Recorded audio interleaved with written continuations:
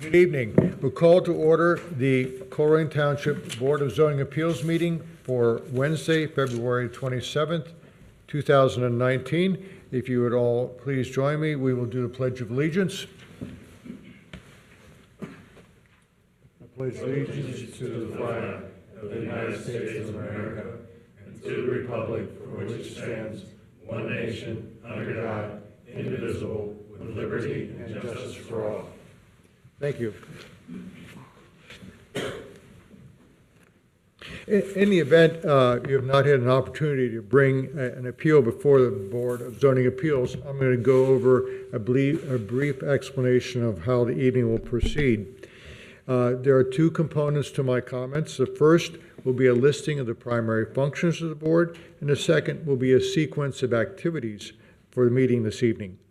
So the primary functions of this Board of Zoning Appeals are to hear appeals from the administrative interpretation of the zoning code, such as administrative denial of a zoning permit, hear requests for variances, hear requests for conditional uses, and finally, hear requests for expansion or changes to a non-conforming use or building. So the sequence of events will be the staff will present an overview of each case. The presentation will include photos, diagrams, and other materials that are pertinent. They will also make a recommendation to the board as to the disposition of the case. The chairman will next open the hearing to the appellant to present his or her case. Following this, anyone who is opposed to the appeal will be allowed to speak. After comments for and against the appeal have been heard, the chairman will close the public component.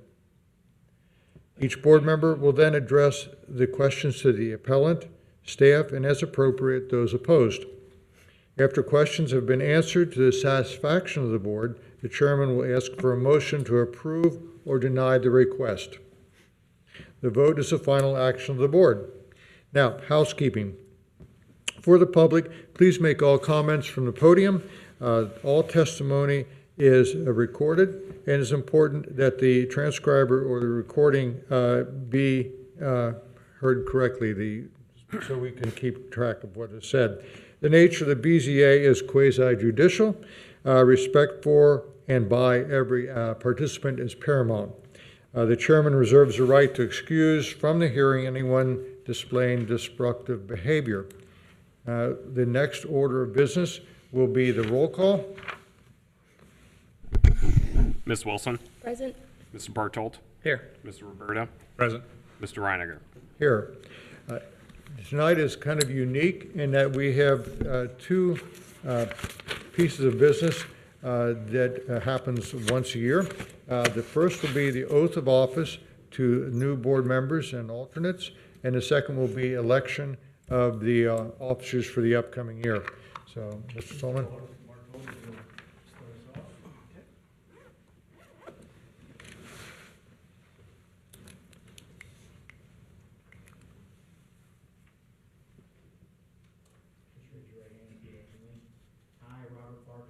I, Robert Bartolt, Solemnly swear that I will uphold the Constitution solemnly swear that I will uphold the Constitution and the laws of the United States of America, the Constitution and laws of the State of Ohio, and laws and resolutions of Colerain Township, and the laws of the United States of America, the Constitution and laws of the State of Ohio, and the laws and resolution of Colerain Township, to the best of my ability, to the best of my ability, and will faithfully discharge the duties of a primary member on the Board of Zoning Appeals the duties of a primary member of the Board of Zoning Appeals in and for Colerain Township, in and for Colerain Township, Hamilton County, State of Ohio, so help me God.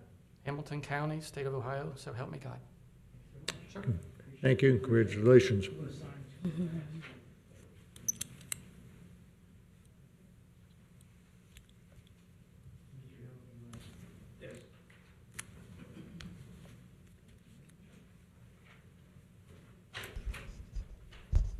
Raise your right hand.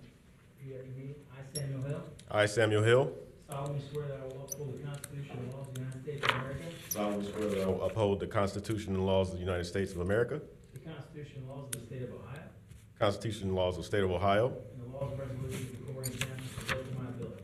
and the laws and resolutions of of Colerain Township to the best of my ability, So we'll take And a will chair. faithfully discharge the duties of a primary member on the Board of Zoning Appeals and will faithfully discharge the duties of primary member of the Board of Zoning Appeals in and for Colerain Township, in for Colerain Township, Hamilton County, State of Ohio, so help me God. Hamilton County, State of Ohio, so help me God. Thank you so much. Congratulations, thank you.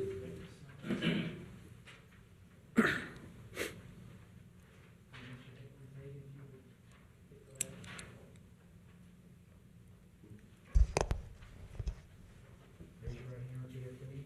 I, Lord Bacon, I, Laura Dakin, solemnly swear that I will uphold the Constitution and laws of the United States, solemnly swear that I will uphold the Constitution and laws of the United States, the Constitution and laws of the State of Ohio, the Constitution and laws of the State of Ohio, and the laws and resolutions of Colerain Township, and the laws and resolution of Colerain Township, to the best of my ability, to the best of my ability, will faithfully discharge the duties will faithfully discharge the duties as an alternate member on the Board of Zoning Appeals as an alternate member of the Board of Zoning Appeals in for Colerain Township, in and for Colerain Township, Hamilton County, State of Ohio. so help me Hamilton, God. Hamilton County, State of Ohio, so help me God. Congratulations. Thank you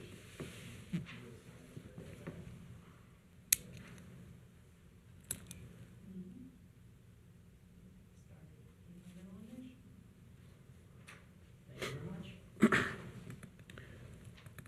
Thanks, Scott.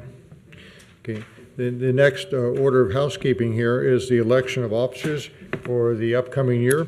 The chair will ask for a nomination for the chair of this board for the next year. Is there anyone to make a motion, not a motion, a motion to, I will nominate Alicia For chair. for chair. Do we need a second? is there a second? I'll second. Okay, a motion has been made and seconded. For Ms. Wilson to be chair. Yes. Yes. All right. Ms. Wilson? We have to vote, right? Yes. Do roll call. Oh, I. Mr. Bartolt? Yes. Mr. Hill? Yes. Mr. Roberto? Yes. Mr. Reiniger? Aye. Congratulations. Thank you all. I'll continue with the balance of the officers, then I will relinquish the chair to the chair for the new year. Is there a nomination for vice chair? I'll make a nomination to nominate Mr. Roberto for vice chair. Is there a second? Second. Okay, motion's been made and seconded. Roll call vote, please. Ms. Wilson? Aye. Mr. Bartolt? Yes. Mr. Hill? Yes. Mr. Roberto? Yes. Mr. Reiniger? Yes. Finally, is there a nomination for the position of secretary for the upcoming year? I nominate Sam Hill. I'll second. Okay, motion's been made and seconded. Ms. Wilson? Aye. Mr. Bartolt? Yes. Mr. Hill? Yes. Mr. Roberto? Yes. Mr. Reiniger? Aye. Very good. That is the housekeeping. We need to move around chairs here, and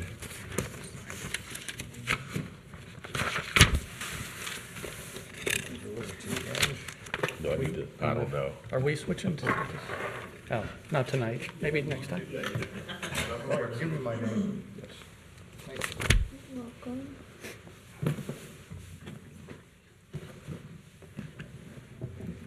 It's shorter now. I know. I have to come down a little bit. My legs were swinging. Thanks for being patient, guys. All right. I've been on the board for a few years now, but this feels weird. So, the next order of business is to swear in all appellants, attorneys, and speakers on the case. We have one case this evening, so would anybody who's going to be testifying in this case please stand and raise your right hand? Should be, Tom's usually the thing that he usually. What is it? for her. Do you have the script for the swearing? Yeah, I'm sorry. I'm so sorry. We'll get it for you. I'm pretty sure I know it, but I don't want to mess it up. Okay. Thank you. Do you swear to or affirm that you will tell the truth, the whole truth, and nothing but the truth in your testimony before the Board of Zoning Appeals? Please say I do. Thank you. So, I think it's, Call the first case. yes. Oh, first case is BZA 2019-001. Is there a presentation? Yes. Can you read what it is? I'm sorry, request for variances from section 10.2.4 sub B and section 14.5.2 sub 1 of the Colerain Township zoning resolution for an accessory structure and elimination of a buffer yard requirement. The location is at 7778 Colerain Avenue. The applicant and owner is Barry Nelson for the Moose Lodge. And now, is there a presentation? Yes. This comes to you as a dimensional variance for both the rear yard buffer requirement and the rear yard setback for an accessory structure. There's also another item that was not a part of this request, but I'll outline that we may want to deal with it as well, but it's related to this project. The project location is 7778 Colerain Avenue. It's a rather long strip center. There's part of it that faces Colerain Avenue in the front that has a Domino's, it's called Unique Place Enterprise, and a jewelry vault. And then there's a long section in the back that appears to have been built in several sections over a number of years. The part in the very back is a two-floor structure. This particular property previously was an office use. There are several office uses in the property. It's Zone B2, general business. Directly to the east, adjacent, is R7, which is multifamily residential. To the south, B3, which is a heavier business group. That was the former Builder's First Source, which has been demolished, although it keeps showing up in the aerial photographs, so don't be confused by the buildings. This is an aerial showing that building. This is dealing with just one unit, which is kind of in the back L portion of the property. The buildings that you see sort of above, like that blue building and the kind of brownish roof building, all of those are gone now. Those are all demolished. This is a street view. You can kind of see the property we're looking at is kind of way in the back. Another aerial view. They're on the ground floor of the area that's in that circle. The buildings in the foreground, of course, are gone. And it's multifamily. It's the Royal Glen Apartments are directly behind this property. The subject tonight is the 20-foot by 18-foot shelter, which was constructed in the back corner of this property. This is a more direct aerial view showing that. Also shows the location of a dumpster, and I'll kind of get into that issue as well. This came about with an application submitted in May of 2017 for a change of use of this ground floor section of the building to accommodate the Moose Lodge. Private clubs, lodges are a permitted use in this district. Whenever we change uses, we do a zoning review just to make sure there's not any special conditions that may or may not affect the property. We received a floor plan, and it was noted that there's two exit doors. One goes to the south, it would be at the top, going towards that Builder's First Source lot, and the other going to the east, which is towards the Royal Glen Apartments. That raised a little flag. I spoke with the architect, and actually the architect that designed this was the applicant for the zoning certificate. And I think there was some communication issues that went on because we weren't dealing directly with the Moose Lodge. I did issue a zoning certificate in May and noted that there were conditions. And again, these went to the county building department and also went to the applicant, who was the architect. The two conditions, number one was that a new dumpster must have an enclosure. There are dumpsters on the site that do not have an enclosure, but whenever a new one is put in, the new one's supposed to have an enclosure. And then secondly, it was noted that the rear yard to the east is non-conforming with respect to buffer yard to the residential district. No outdoor business activities are permitted on the east side of the building, and the exit door should be kept closed during business hours. The acknowledgement was there was supposed to be a buffer between the building and the apartments, and there just physically wasn't enough space. It's a non-conforming building, and I'll have an illustration about that. And then during the course of demolition of the building to the south and inspections, it was discovered that a 20-foot by 18-foot shelter was constructed in the rear yard. We understand that that was actually moved from the old Moose location to this location. And you can see it's at the very back of the property. I think my slides are getting slightly cut off on the screen. This is a photograph. It's basically like a prefabricated carport type building. It's on a concrete area in the back. From that back edge, it's kind of overgrown with honeysuckle and brush. It's about 13 and a half feet to the property line for the apartment complex. This was taken during the winter. There was some snow on the ground. There's some lighting and heat in the back. They have a like an outdoor fireplace, which really is inconsequential. This is the view from the apartment complex. The building is somewhat obscured by that underbrush. It's in that area that's in the circle. The building to the right is part of the Royal Glen Apartments. A little closer view from the apartments. This illustrates that there's a requirement for a buffer yard whenever you have commercial directly abutting residential.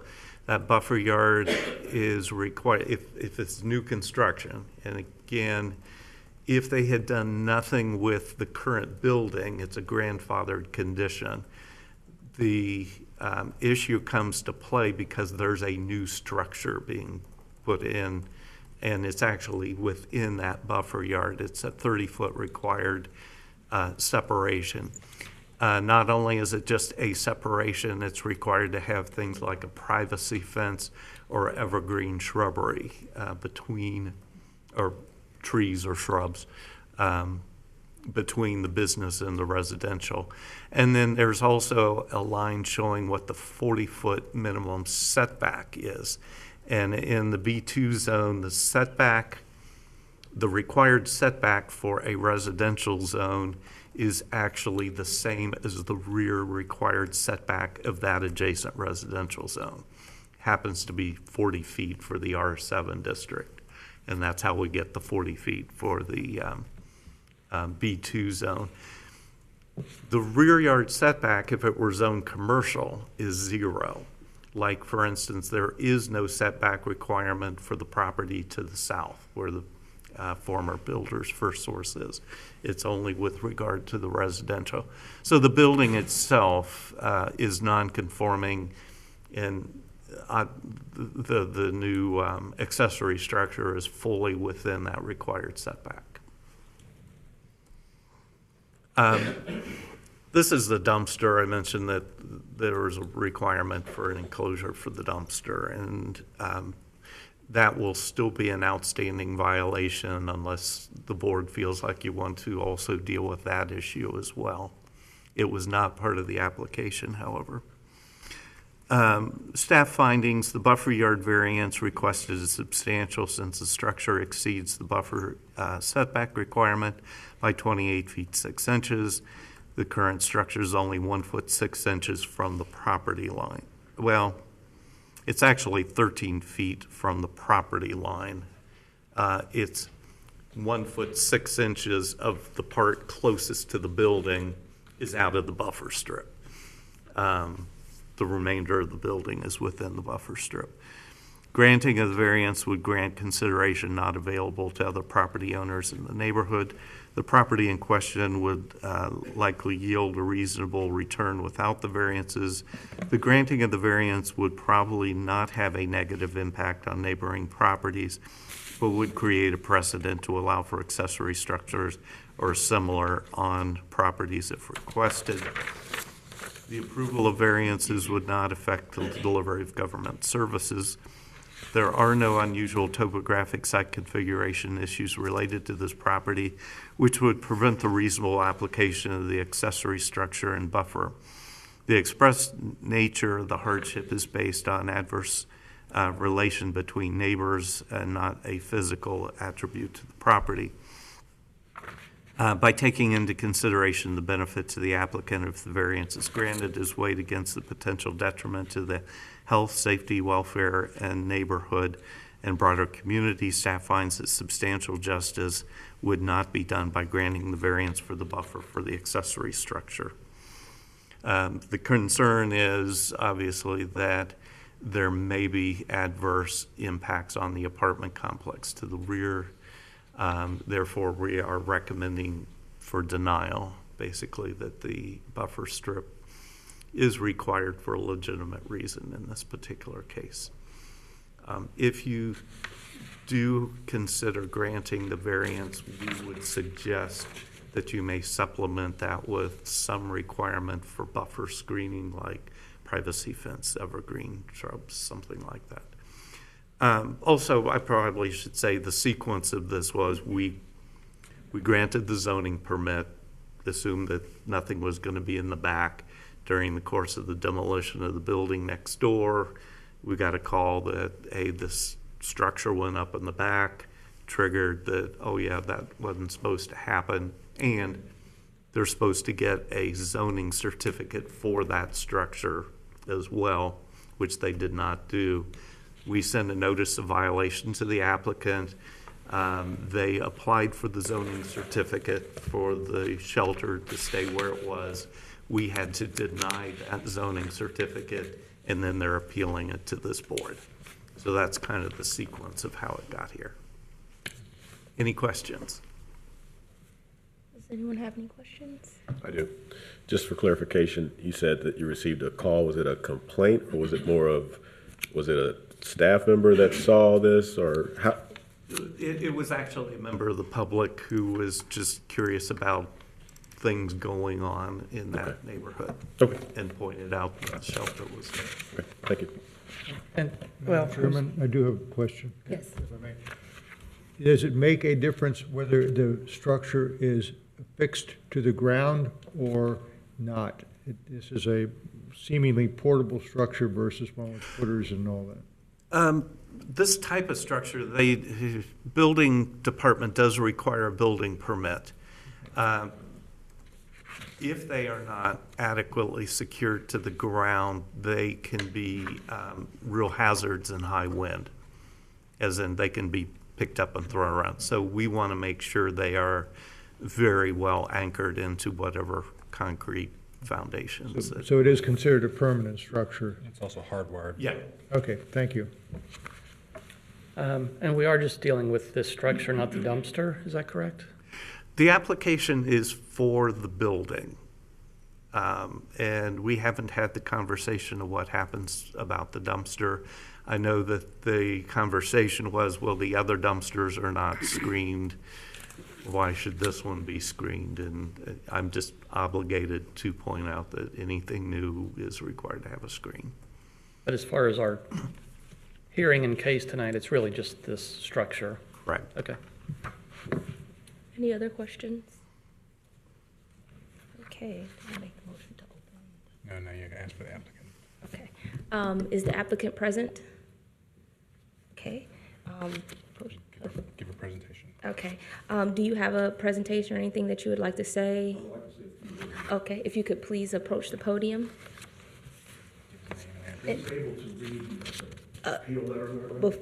Before you say anything, I just need you to give me your name and your address. Gary Nelson, the Moose Lodge address, I guess, 7778 Colerain Avenue, Suite G. Okay, you may proceed. And he asked a question of whether or not we received his letter, and we do have his letter. Yes, we do have your letter. There were two issues pointed out in the letter, and one of which did not include the first issue being, when we got our original zoning approval, it was contingent upon having no business activity on the east side of the building. And when I got that certificate, I went to our attorney, I went to our planning engineer, I went to our architect, and we had a four-way conversation, including myself.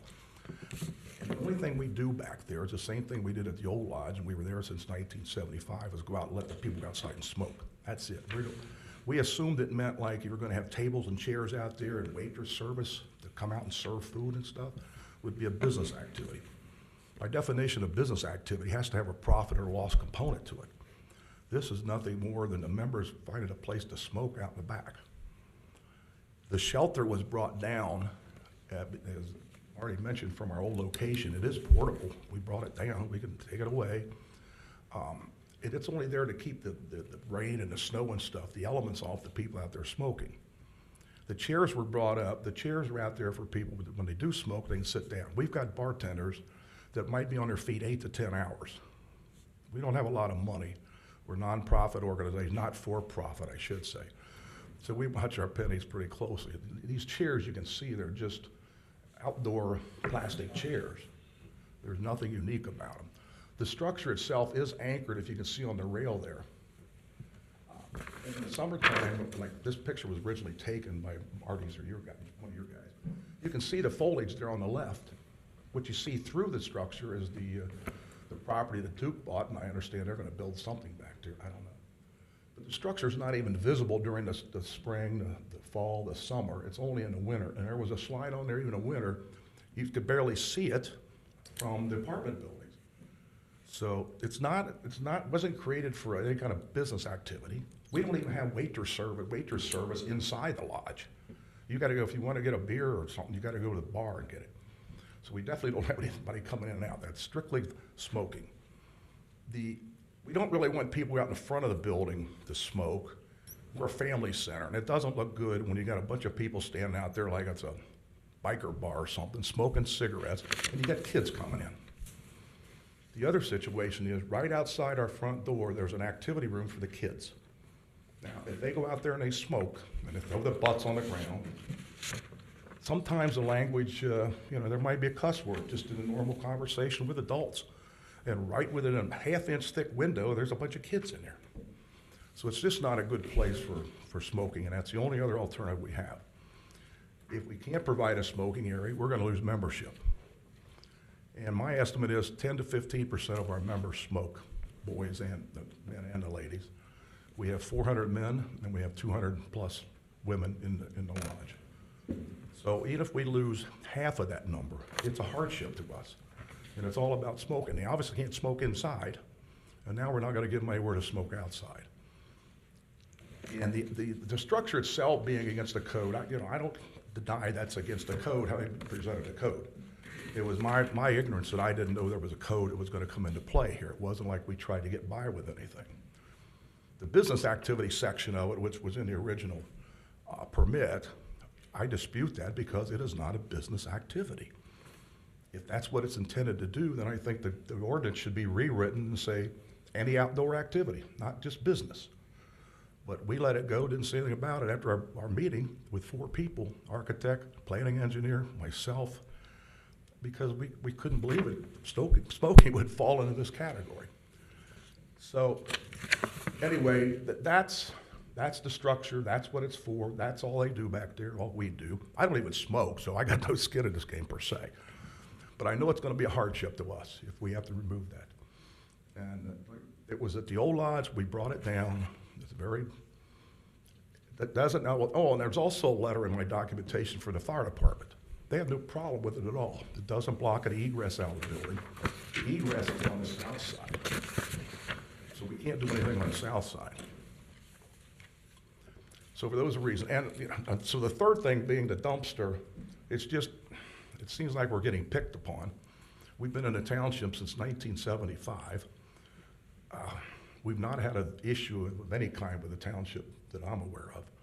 There are 7 or 8 other dumpsters on that parking lot, and none of them have any fencing around them, except they want us to put a fence around ours, which will come at another expense, and then the landlord doesn't really want us to put a fence around it. And I understand it because those other structures, those other dumpsters, I was told they were there before the ordinance changed in 2006, which isn't really true because Domino's hasn't been up the street since 2006, and they got a dumpster there. So it just seems like we're not asking a lot, just a variance.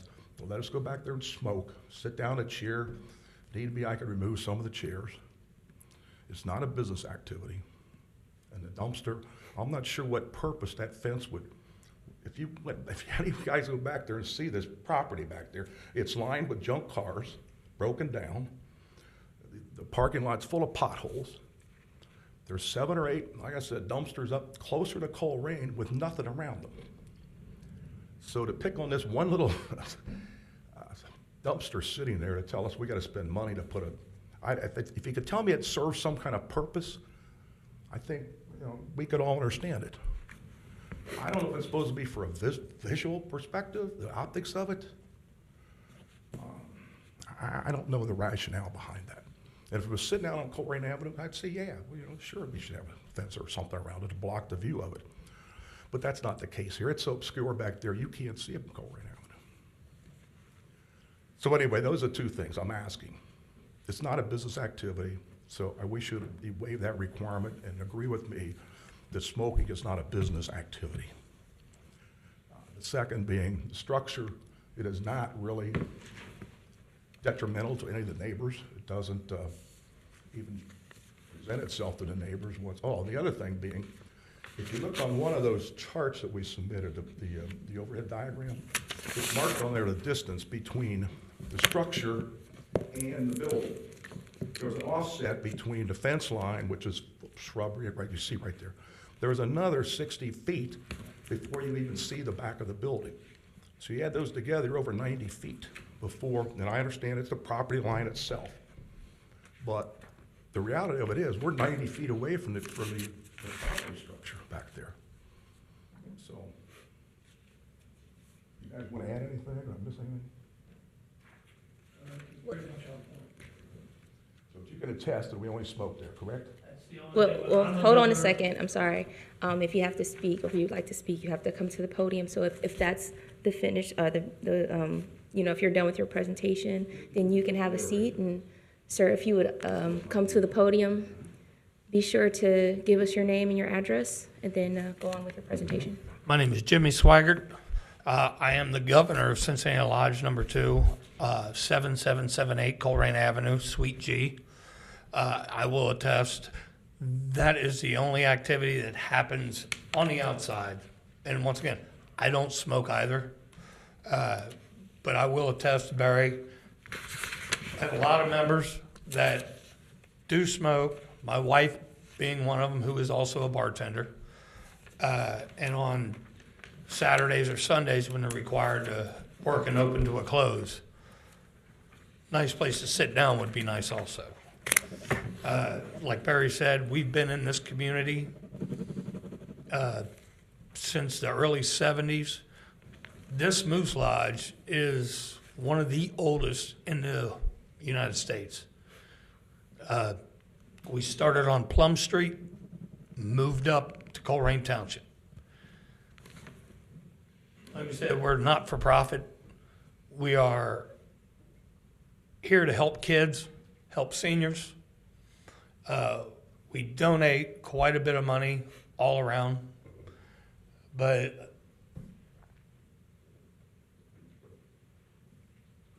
the parking or the structure in the back is just, it's only there to keep people dry, warm, place to smoke, and have a chat. That's the only thing, as Barry alluded to, there's no profit, there's no loss. We cannot gain from it, except we can lose our members if we end up getting rid of it. And our landlords would not like us all sitting out in the front. That was all I have. Thank you. Thank you, Mr. Swaggart. Is there anyone else speaking for the variance?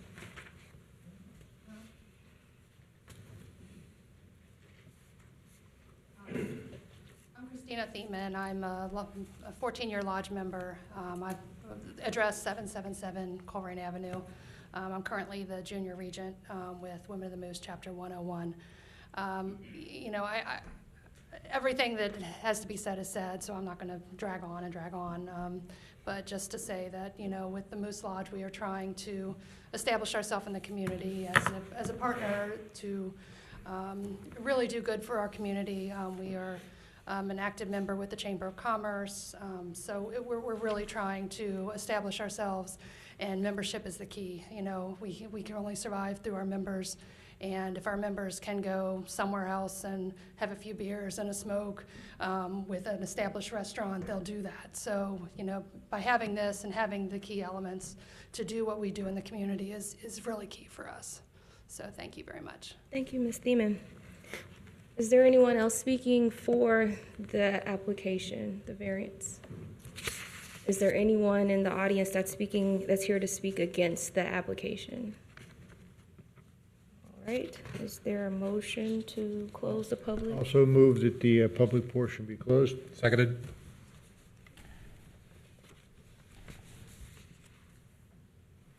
Sorry.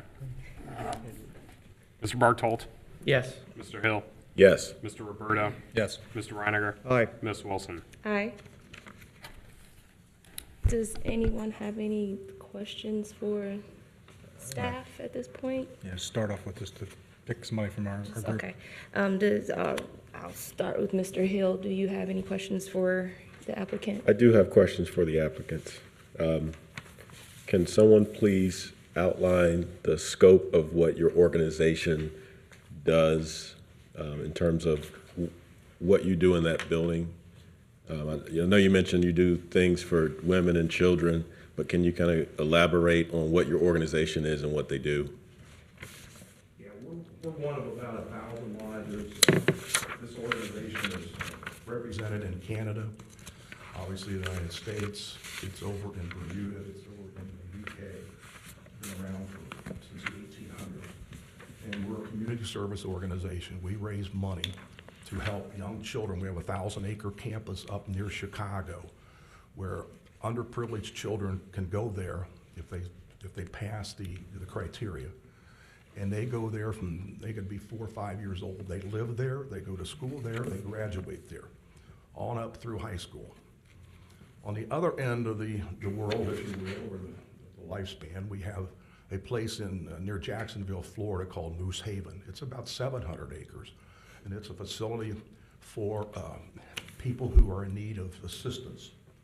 So we go from the extremes from the 6-year-old all the way down. That's on the international level. We also do things on the state level as far as community service. We do a lot of things in this community here for community service. We donate money to the police department. We donate money to the fire department. We just gave them a check a while back for like almost $9,000. We're getting ready to cut them another check for about $6,800. We split between the two organizations. We got a nice letter from Chief Denny thanking him for our contribution. So we do a lot of things as far as collecting things for the veterans. What's the other? I can't ask him. What's the other organization? Anyway, there are several local community organizations that we donate to, and the members are very appreciative. They understand what we're about. It's just not a bar. We don't want just anybody walking in there. We want a commitment that if you come in, you're going to spend some money. We do raffles all the time. We had a Queen of Heart drawing going on tonight, so we'll have a bunch of people in there. They buy tickets to win the Queen of Heart, which we keep no money from. Mm-hmm.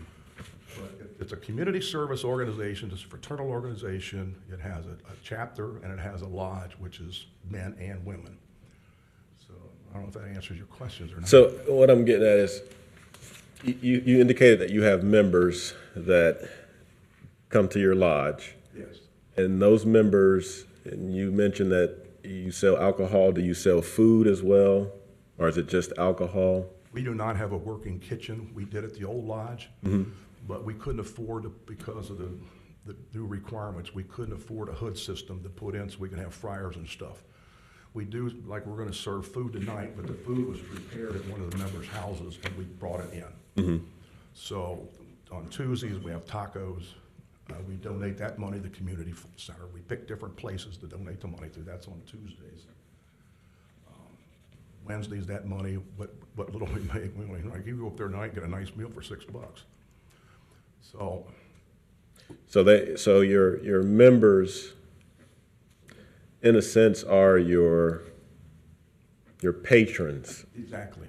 and they are allowed to go utilize this space to smoke and eat their food and, no? Just smoking. Only smoking is allowed out there? Okay. Mr. Bartold? Well, a couple comments. It's interesting you just mentioned the kitchen hood because that's a new code requirement. And so you're aware that there are new codes as years go on. And so the dumpster fencing is not picking on you. It's really just a new code item that happens to be in the zoning resolution. So hopefully you don't feel like you're being singled out for anything. No, we realize that that's, Marty was kind enough to point it out that is a zoning violation based upon the new Right. code. We're just asking, because Yeah. of the other situation within our parking lot. Right. And then just maybe a clarification, the fact that you were granted approval in 2017 with the condition of no outside business activities, I mean, in my mind, that doesn't mean you are absolved of meeting any and all other zoning things in the zoning resolution. It just means you can't have business activities out there. So, just because of that one sentence, I don't think that makes you able to do whatever you want. I'm just saying that as a general statement. Again, just so we understand each other, but I was just curious, so this smoking structure really could not fit anywhere else on the site and meet current zoning? It'd be very difficult. Well, Like the actually, like the no, north? I mean, it could be out in the parking lot Which we area. wouldn't want to do. On the north end of the building. The north end looks like there's some open area there. Can you pull the over diagram up, because that's kind of the direction I was going to. Oop. I don't know if this shows it. Well, that one or the aerial? I don't really have a pointer. There's not really enough space along the south side of the building to do anything. It's only about, North side. yeah, which is where the, the area directly north, let me get back to my Currently zoning, parking spaces. is zoned residential. Where's my zoning map? So you'd have the same issue on that side. No, it's substantially just away from the property line. Yeah, this is a set, well, I have a pointer, but you can see that the R7 kind of wraps around that part of the building. And Can you go to the next slide? Where's the aerial? Do you have the Yeah, aerial? The next slide. Kind of, yeah. See where the shadow is of the building? Yes, That's where I would recommend it to this be, and it probably would fall within the setback. yeah, as long as it's 30 feet from that north property line, because that's single family. Well, basing just upon, if you look at our property line that you've provided us on this overhead, Yes. it looks like it's at least 60 feet away from the property line Right. in scale. So they still should be adequately away from it if they moved it to that location. Correct. So, Just would lose parking. so I'm looking at your aerial view that you provided to us. What is the small green roofed building directly north of the main building? Looks like a dumpster maybe. Next to the dumpster? Oh, I think it might be. that's a loading dock area. Is it going down, the pavement? Yeah. I don't It goes recall. down? Goes down I just remember there being a Dock loading there, and dock. then your dumpster is just north of that? more than that. So there's really, from my perspective, I don't think the landlord would be real pleased with us. Their offices are upstairs on that end of the building. Well, yeah. So I know over half of our members is just go out and stand in the front and smoke instead of walking half So to a get to block. the dumpster, obviously the garbage truck has to get back to the dumpster. It's one of the overhead kind? I mean the truck. Right, Yeah. pulls it up. Well, I was just thinking if it could go there. Obviously, we would not want it out to the west in the parking lot or anything like that, but both of us, I guess, saw that there might be some opportunity there, but that's really my only comments. Mr. Reiniger? Thank you, Madam Chairman. One question and then an observation or a request. The area that you have the, for lack of a better word, carport in, was that used for smoking before you put the structure in? Did people just go out and just smoke out there before the structure? We moved that down before we actually moved into the rented. Okay. Then, I don't know, yourself or Mr. Swaggart, question the ordinance that requires screening, and that is, was amended in August of '08, and anything in excess, it's 12.5.3, anything in excess of 2 yards capacity shall be screened from view, which is why we're requiring the dumpster to be screened. My bias on this is to go after the dumpster and leave the smoking area as it exists now, even though it is in violation of the setback. So,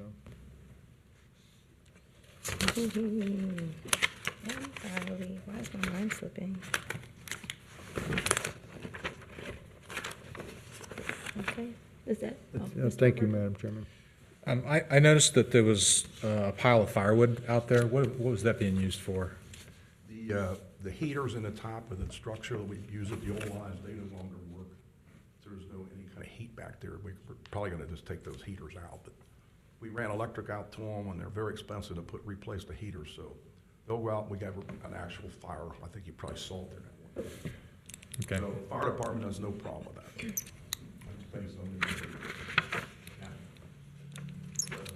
It's within the buffer strip. Okay. And we've already addressed the fact that we cannot relocate this to the north end of the building because of the loading dock ramp. I guess it would fall after that. So,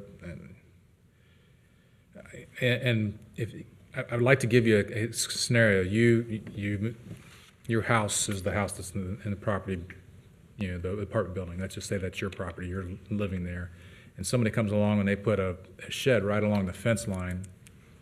You know, how would you feel? So that's kind of, you have to put yourself in their perspective. I know you don't mean any ill will towards your neighbors. I know their building is at an angle and they're 90 feet away.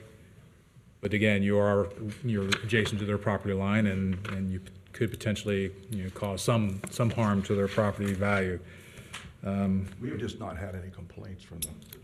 Apartments. I mean, you can see in this picture here, it's winter time and you can just barely see it up there. So, yeah, I understand what you're saying, but given the fact that there's all those shrubs and trees in there, you can't begin to see that in the summer, spring, and fall. Well, I was thinking along the lines of, you know, smoking, you know, and the summertime, these guys want to have their windows open, and now they're smelling all the cigarettes coming from your direction. I don't know. I'm being a devil's advocate and throwing a hypothesis out there. That would be a long way for that smoke to travel. Sure, and by that time, it's probably further in the air. But it's if you're out there burning wood, that I can definitely see where if you got it smoky, and it could They potentially. complain and stop doing it. Yeah, so doing that only in the wintertime, that would help in that scenario. All right, I'm just. We would every time. It's just we, you know, have a big event going. We know we're gonna have a lot of people back to smoke. And I appreciate what you're doing for the community. Don't get me wrong. I'm not, you know, banging on you. I'm trying to look at it from a property perspective, because if, you know, I work in real estate, and so if I'm not trying to sell this property, how does that affect that guy's value? And so we have to look at it from that perspective. As from a Colerain Township, we're trying to make sure that everybody gets their fair shake, and we want to make sure that values are preserved. Go to that property, didn't it, Marty? And did you get Yeah. any feedback from them? Or, you negative? Well, it went to probably the building owner, not the tenants. Correct. Yeah. I have no further questions. Thank you.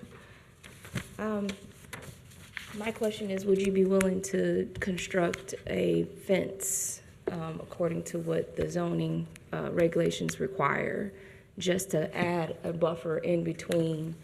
I would assume the smoke might bounce off of if there were any smoke to wander into the next property, you know, but just extra precaution in keeping that even more hidden in the winter time. Well, that's something we'd have to have the property. We only lease the property. We don't own it. Okay. Something that we have to ask the property owners to do. There was a chain link fence that runs that entire property line there, and the shrubs are on both sides of that fence. I can't imagine it, that the smoke from cigarettes could go down there and cause anybody harm. They don't have Right. balconies. You notice these buildings?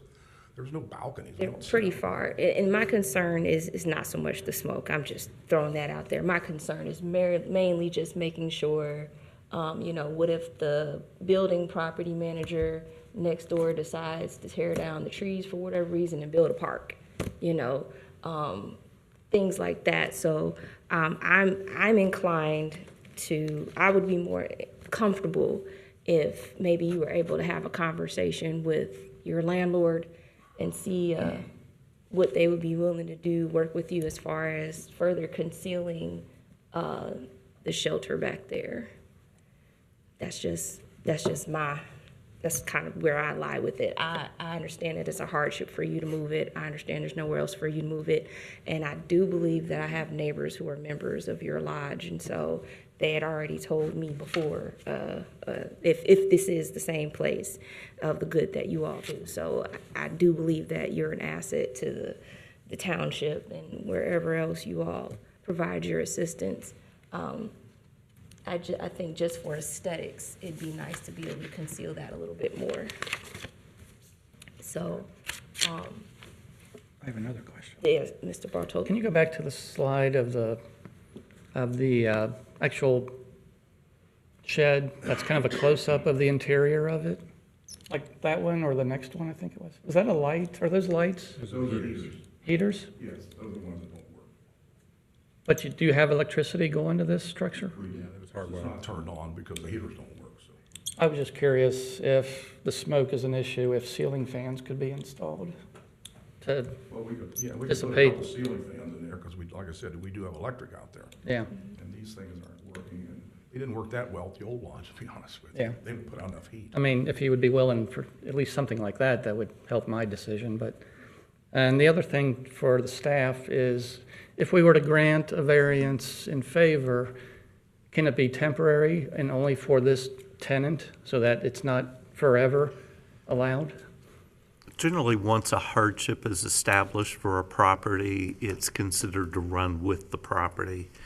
Unless everything's demolished and you start over, it's difficult to withdraw that approval.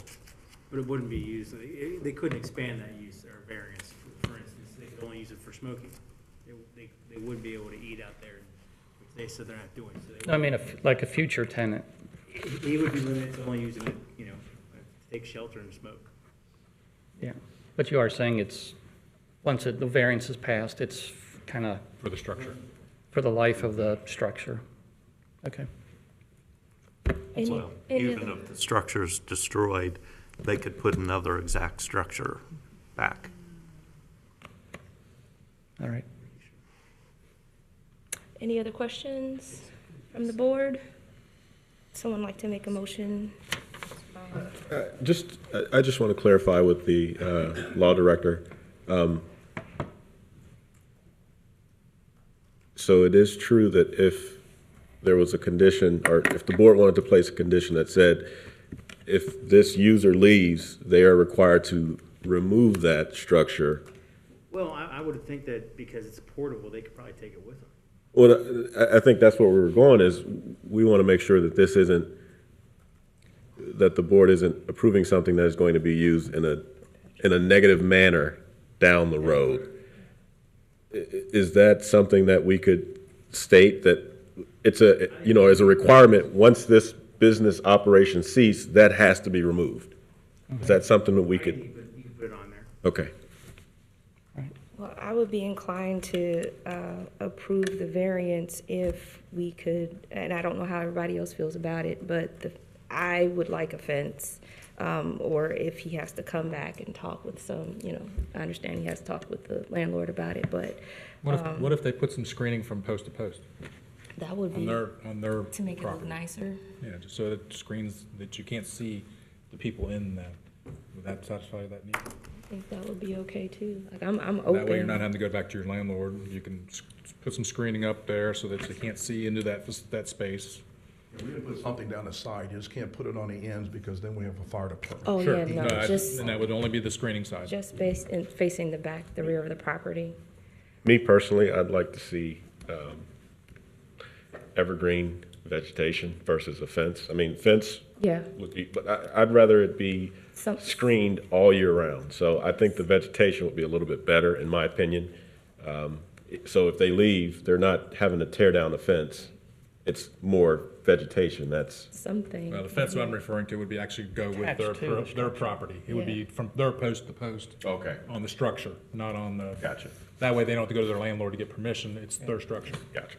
So what I'm hearing from the board, it sounds like we would like to see it limited to the use of shelter and smoking, and that something, whether screening or vegetation, be put along the back of the structure. Am I correct in that thinking? That's what. Yes, That, Somebody and if they wanna- want to add ceiling fans, we don't have to make that a stipulation. No. And do we want to include in there that that property would go with the business? Just for this tenant. yes. For this So tenant? only this tenant would have that. So I would make a motion. Okay. Do we have to close anything, or, I know we just, We're at the Close the point public of, hearing. We were just asking questions, yeah. okay.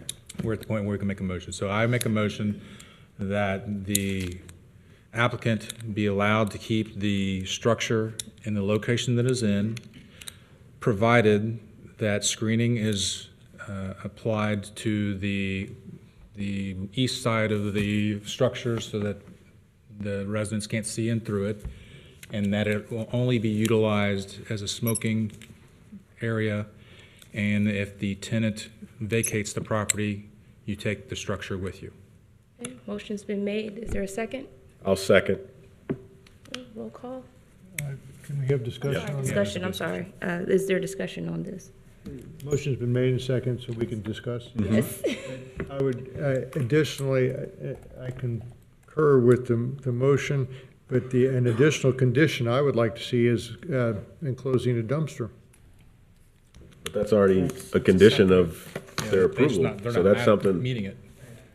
Yeah, I don't think that's part of this discussion, is it? Unless you wanted to grant relief from the requirement. Right.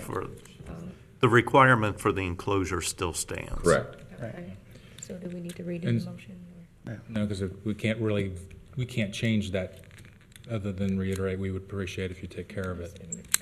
We are showing a lot of leniency, so we would appreciate you work with us and get that taken care of. I know it's only one out back there, but hopefully as things come along, we can replace more of them.